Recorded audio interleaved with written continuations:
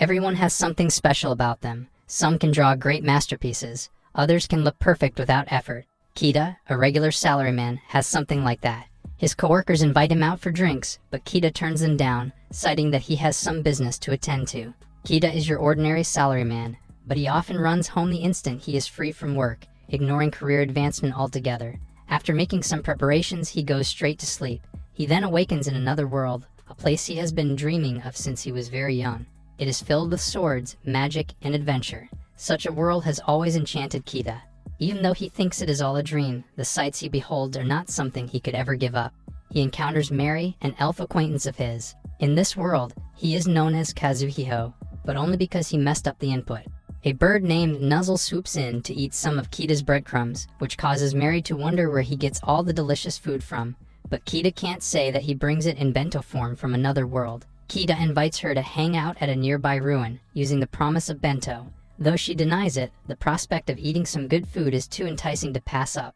The land is filled with ruins and is suspected to have been left behind by a civilization that suddenly disappeared overnight. At the Nuzzle ruins, Kita is impressed by the magical equipment used to make the walls and foundations and wonders if they can use it for civilian use, but Mary says that such equipment can only be used by the innate magic of the area, not mana. They take a break, and Mary has some of Kita's promised bento. Finally, some good food, and Mary's smile makes Kita plentiful as well. A lizard man, an acquaintance of Kita's, stumbles into the hallway. He tells him that there are dragon eggs nearby and advises him to be careful. Kita wants to check it out to make an omelette, a very insane idea by Mary's standards. Using a hiding hood, Kita and Mary investigate the nearby area. Mary gives Kita night vision, allowing them to see the massive dragon in the dark. Judging by the marks on its skin and the thick mana it is producing, Mary judges it to be an archdragon. It is such an incredibly valuable monster that even just one drop of saliva or scale could fetch wild prices. Mary loves to get rich. Suddenly, the dragon begins to grumble, and they fear they were overheard. They look behind them, but the way is already blocked off. They are, in every sense of the word, screwed. The legendary dragon is level 1000, and neither he nor Mary stand a chance. They embrace each other as they are turned into kebabs. Kita reawakens in his world, his juice and bento boxes already empty, but it is a dream come true. Mary is with him in bed. Kita is out buying underwear for the naked elf in his room. An hour earlier, Kita asks Mary if she is hurt anywhere, but he averts his eyes because she is very much unclothed. She covers herself up in embarrassment and demands that he go out to buy her some clothes. Kita wonders what happened that could have caused Mary to appear in his world, but he notices some girls whispering, and he hurries up and leaves. When he arrives home, he finds Mary staring outside, amazed at the modern Japanese world. She believes him to be some sort of rich noble to be able to live in such a high building, and she is so excited, like a child on their first field trip. But to her credit, Kita acted exactly the same way the first time he transported to her world. Mary spots the Tokyo Skytree in the distance, and Kita offers to show her around. She happily embraces him, forgetting that she is still undressed. Kita racks his brain for an explanation. Usually he does not get injured, and death simply sends him back to his world. He can bring anything with him as long as he has it nearby, but none of this answers how Mary was able to come with him. It suddenly dawns on him, because he was embracing her when they died, he must have given her the wake up in Japan when I die ability. That's not something you see every day. A reverse isekai. Mary returns, flaunting the clothes that Kita bought her, but she is worried that they are expensive. Kita reassures her that it is plenty worth it. They plan where to eat, and Mary asks him to explain to her later how she came to Japan. He gives her a beanie to hide her elf ears, but Kita asks her if she isn't afraid or anxious about being in another world. But Mary says that more than anything else, she is excited. They leave his apartment, ready for adventure, but Mary refuses to ride a car, which to her is a metal death trap of death. Kita had to explain the mechanical concepts behind a car before Mary was comfortable enough to come along with him. She is mesmerized by the streets, lights, and traffic of modern Japan. He explains to her the many features of Japan, such as the overall absence of war and conflict, its advantages as an island nation, and the number of weaves that visit them without knowing their language. They drop by a restaurant, and after depositing their shoes up front, Kita reassures her they won't be stolen. As they sit down, Kita orders for them, and the waitress appears enamored by Mary's cuteness. Kita had forgotten that he was speaking in Elvish the whole time, so he explains to Mary what the waitress is saying. Mary is surprised that nobody in Japan seems cautious or wary, but Kita reiterates that there is no reason. There aren't any monsters after all. Later, Mary finally pops the question, Why is she in his world? She has no memory after the dragon fight, no knowledge of the Japanese language, and Kita looks years older than she remembers. Kita explains that he often has dreams that allow him to cross into her world. All this time, he thought it was a dream, but seeing her in the flesh confirms that it was indeed another reality. When Mary learns the process behind his transporting, she fears she is dead. But Kita reassures her that if she just sleeps, she should return to her own world. But for now, they should just take it easy and enjoy themselves. If anything, Mary is more interested in Kita's age and is genuinely surprised that he is 25. Their food soon arrives, and Mary digs in immediately. She is wary of eating raw fish, but Kita encourages her to, and her face brightens up due to how delicious it is. She asks Kita how to say thank you for the meal in Japanese, which she repeats to the hostess. Her face is probably like ours, positively charmed. Afterwards, the pair pay a visit to the cherry blossoms, and Kita remembers that Mary is an elementalist, allowing her to see the spirits in nature. He properly gives her a warm welcome to Japan, and Mary gazes back at him, causing him to become somewhat flustered. Mary latches onto Kita's arm, and he reflects that though they are of different races, when they gaze upon the cherry blossoms, both humans and elves feel the same. The pair return home after admiring the cherry blossoms and attending a festival. Kita tells her to take a bath and gives her the luxury of choosing some bath salts to go with it. Once again, Mary is enchanted by the wonders of modern life. Earlier, Kita invited her to live with him if ever sleeping doesn't bring her back to her own world, and she seems to prefer that idea. As she exits the bath, Kita is there waiting with a bowl of his homemade katsudon, which Mary says was the best thing she had all day. She then wonders what the limits are to his ability to bring things to the other world. All technology, including basic things like flashlights and pens and paper, is out of the question. But simple objects like bento boxes or drinks seem to pass through just fine.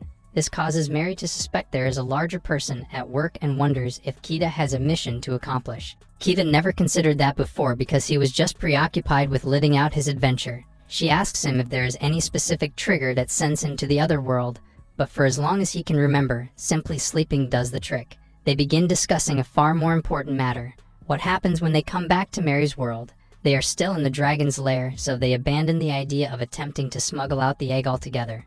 It is also unlikely that they will escape, as the dragon will certainly hunt them down. Kita asks her if she knows anything about the dragon's personality, and she recounts a legend of how it transformed into a human and explored the human world out of curiosity. However, it is known that the dragon did absolutely nothing in the port town Odroy. This gives Kita a hint, and he appears to have a bright idea. That evening, as they prepare to sleep, Kita completely forgot that he is about to climb into bed with a flesh and blood elf. He swallows hard and slides in. To emulate how they entered this world from before, they embrace each other closely and tightly, and for just a moment, everything seems right. As expected, they return to Mary's world safe and sound. The dragon lashes out at them, but Kita grabs Mary's hand tight.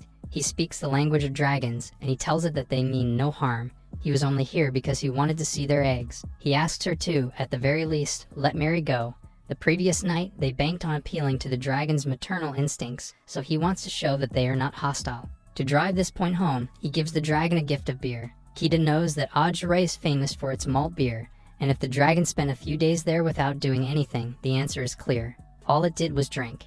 The dragon is intrigued and allows Kita to approach her and her eggs. She asks them to explain how they managed to survive her dragon fire, and Kita explains everything about his dreams and how he travels between worlds. The dragon smells something good, which Kita says is the katsudon he brought over.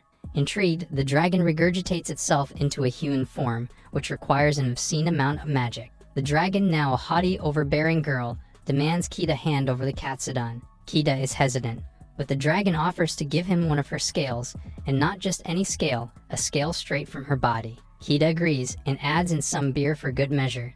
The dragon takes one good gulp, and it already looks like she's a middle-aged alcoholic. Mary is surprised that the dragon was willing to give up one of its scales in exchange for a bento. Kita doesn't know it, but this is a big deal. The dragon is saddened to see that it has eaten all of the bento, but fear not, for Kita has another one in stock. In exchange, the dragon gives her a stone imbued with her blood, which Mary says is another amazing deal. Afterwards, the dragon waves goodbye and asks Kita to return with 4 bento next time. Mary can't believe that they were able to exchange a bento for dragon's blood, an extremely valuable item said to cure any illness. However, they can't tell anyone about it, as it will surely attract ill-intentioned adventurers. Judging from the ruins' history, they deduce that after some humans stole the dragon's eggs, They were followed back, and their city laid to ruins. The dragon has made it its lair ever since. Mary gives Kita the dragon's blood for safekeeping, in hopes that one day they can brag in a bar that they met the magic dragon. Afterwards, Kita tells Mary that he plans to sleep near a tree to return, but she plans to go with him back to Japan. Elsewhere, a demi-human watches the full moon. A Kate Sith named Mui enters his grandfather's house after a successful night of hunting. He reassures his grandfather that he was not followed, and that he defeated the bird outside. Mui's grandpa reminds him that they of the Nico clan are a weak species, unable to fight back or approach humans. Being as reserved and timid as they are makes them valuable as commercial goods for humans, and some are even used as magic catalysts. This is why Mui is warned not to draw attention to himself. His grandfather shows him a magic stone, which their race used to utilize frequently. However, their magic stones attracted a great monster, and their ancestors were driven from their homes, and what little magic stones remained were stolen by humans. Thus, the Neko clan has been on the run ever since. Mui admires the magic stone and wonders if that monster really exists. To his memory, the monster came from Yuja Peak. However, unbeknownst to him, a real monster is lurking outside, a group of human hunters who tracked him down using bird feathers. Meanwhile, Kita continues teaching Mary how to speak Japanese. That night, he says they will be having gyoza, and he picks out a drink that Mary, who is weak to alcohol, can handle. To his surprise, Mary is already able to form basic phrases, as expected of a near-immortal elf. Later, they eat the gyoza paired with some wine, and Mary is very satisfied. He asks Mary what level she is, and she embarrassingly reveals she is only level 27, which took her over 70 years to do. But she asserts that she is a spirit sorceress, an extremely rare class, so it is only natural for there to be drawbacks. Kita offers to find her a nice grinding spot so she can raise her level faster. Mary takes him up on that offer. That evening, Kita drifts off to sleep with Mary. Earlier, Mary claimed she could reach conversational level in Japanese within 2 months. Kita wonders if he could sleep as easily if Mary wasn't there. Soon, they awaken back in Mary's world, and Kita leads her to their training grounds at the ruins at Yuja Peak. Mary points out that Yuja Peaks is a whole 2 countries away, and Kita would be insane to think that it is walking distance, but Kita reassures her that it is no big deal. He picks her up, and suddenly, they drop down into a strange underground world. Kita explains that it is his ability, Train, the journey's guide, that allows him to traverse great distances. It is a long-distance skill that merchants often use. There is a weight limit, but fortunately, Mary seems light enough. Embarrassed, she asks to be put down. Kita warns her not to stray too far, as she might be trapped here for over a year. They show each other their status screens, but Mary asks him to keep it a secret, as elf settlements have a cutthroat hierarchy. Since Mary has a rare class, they persecute her over her level. Of all the classes in Mary's world, the Knight class is the most popular. It ensures that the individual can land employment in any kingdom to earn a steady income. Magicians like Mary, on the other hand, live to unlock the secrets of the arcane. They are typically employed by kingdoms to serve as their main firepower during war. War is an ugly notion for Kita and Mary. Now that he knows that this world isn't a dream, he won't join any from now on. Likewise, Mary plans to leave the Adventurers Guild. Kita asks Mary if she'd like to come over for Golden Week, and she looks forward to coming back to Japan. Soon, the pair emerge at the Yuja Peak ruins, which suspiciously look like the pyramids of Giza. Don't tell the British Museum. The Yuja Peak ruins used to be a quarry for magic stones, but for some reason, the stones suddenly became unharvestable. Kita tries to give Mary some trivia, but she is too preoccupied with it being 100 degrees. He tells her to endure, as they are about to approach an oasis. They enter through the great crevice, and they admire the great structures left behind. It is still left open, in the vain hope that magic stones might still be found. Kita notices something in the distance, but he brushes it off as his imagination. They eventually arrive at the oasis, and Kita warns her not to get too close to the waterfront. There are monsters that prey on unsuspecting travelers. Kita leaps down to begin their training. Mary summons a fire lizard using her spirit sorcery. Unlike normal magician classes, she has good relationships with spirits, allowing her to summon several at a time. Kita lifts the lizard in excitement, but it burns him on the spot. Mary is confused that she and Kita didn't form a party, but she trusts his leveling strategy. Kita experiments a bit, and he eventually finds just the right move to bring the Koopa into red health. He saves these movements using Honest, a skill that allows him to repeat any action. He does this several times and draws a large herd of monsters towards Mary. He tells her to attack them, and he uses his skill, Over the Road, to instantly lead the battle, allowing Mary to collect all the experience points in one go. Mary is amazed that such a method exists, and Kita says he will keep it coming. Unbeknownst to them, they are observed from afar by a group of bandits. One of them uses steel eyes to identify the dragon scale and dragon's blood in Kita's pack, an enticing target for thieves. They drag out a sack containing a helpless Mui, and they order him to kill Mary and Kita.